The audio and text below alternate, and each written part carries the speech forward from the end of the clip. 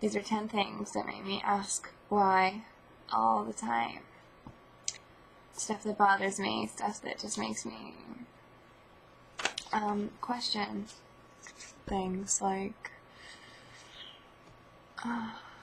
when stores, you walk in a store and they have probably only 2 brands of condoms, none of which are female friendly, that have like mineral oil and stuff on them, weird lubes, and they usually only have one brand, and they don't have brands like these for some reason that donate a condom to a developing country. I don't know why, but it just, like, what do people do if they don't have options, you know? They probably wouldn't use one, and that's not a good thing.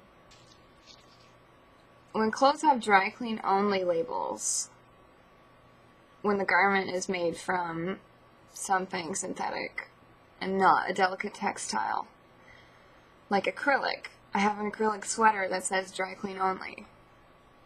Why would you douse your clothes in chemicals? That just doesn't sound good to wear, you know? And like, why is it called dry cleaning when it's technically wet? It should be called chemical cleaning, because that's basically what they do, unless it's a wet cleaner with a special machine that only uses water.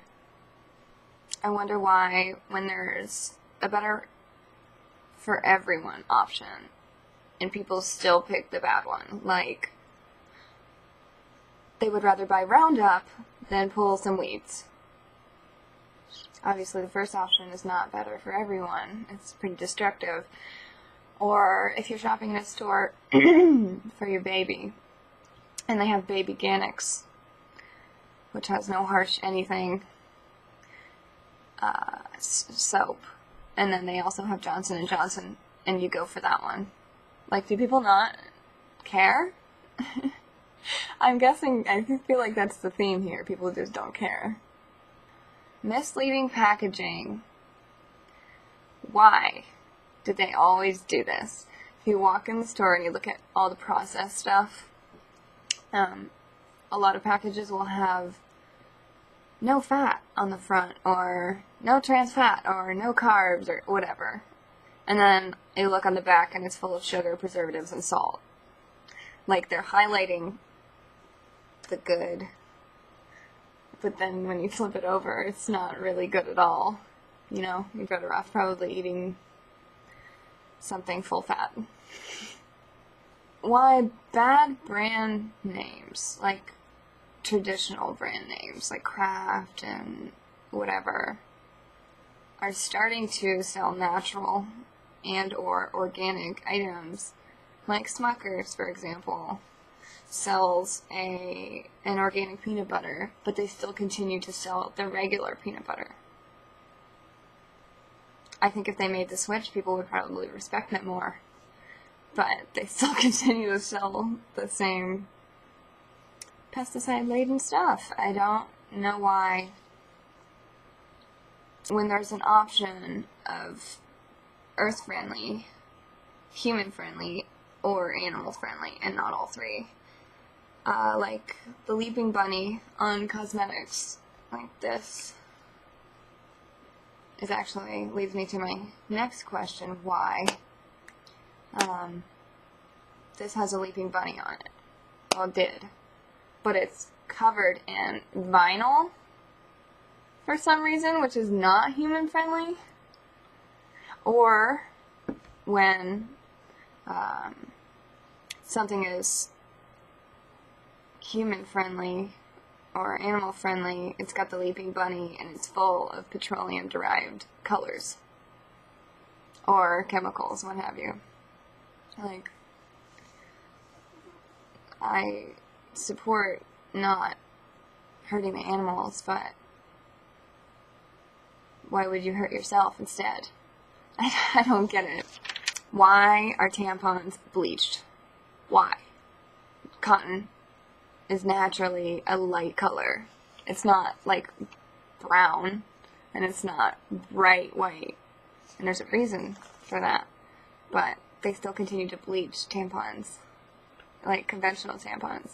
And they only carry 1 or 2 brands in most stores, in regular stores. The only place you can find better tampons is at Whole Foods stores, and I don't know why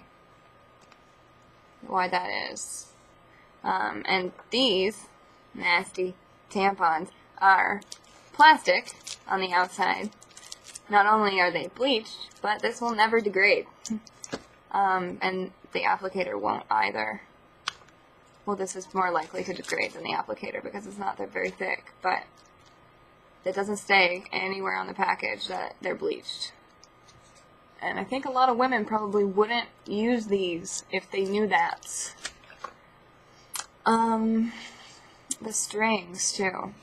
Why do they make tampon strings like this long? First of all, you can't get it lost inside you because inside in a relaxed state, you're probably only this long. And the tampon is about this long. So why not make the string this long? No, instead, it's about that long. So it can touch the hole nearby that causes infections and all that jazz. Not good. I have to cut it every time. I don't know why they wouldn't just shorten the string. It's kind of dangerous. Why do they make synthetic lined underwear? It's bad for your lady parts, but they still make them. That screams infection. I don't know why they make them, and probably, like Victoria's Secret, makes a lot of synthetic lined underwear. And girls that don't know probably buy them, and then they get a yeast overgrowth, and they don't know why. I don't know why they're allowed to do that, or they wouldn't make all of their underwear naturally lined. This one is really a really big why for me, because I don't understand it. Instead of making the right decision, many companies are making an irrational and not nice decision when they ship overseas. So you're releasing carbon, shipping it overseas, and I'm sure that costs a lot of money. And then the product is made and then shipped back, so more money, more carbon, and they upcharge 1,000%. But people are still buying the items, contributing to unfair wages, where the workers get like a few dollars a day. They're exporting overseas and utilizing the fact that they might not have a wage law, a minimum wage law, or people are just so desperate for work that they'll take a couple cents an hour.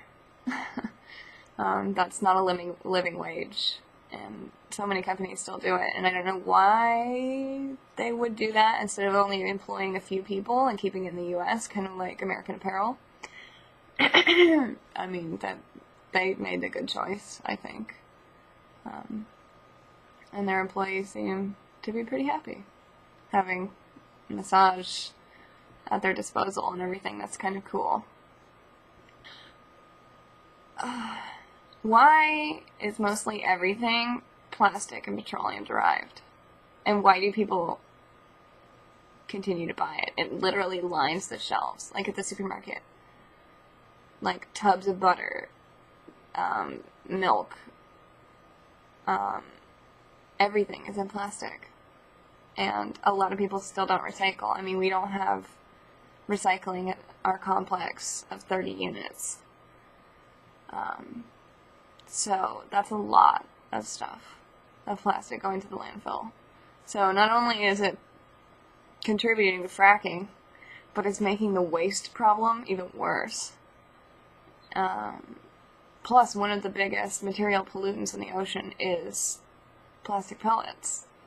The unprocessed plastic pellets. So that means that either in shipment or because of the company's mistake, they're going into the ocean before they even get processed and made into milk jugs or Coke bottles or whatever.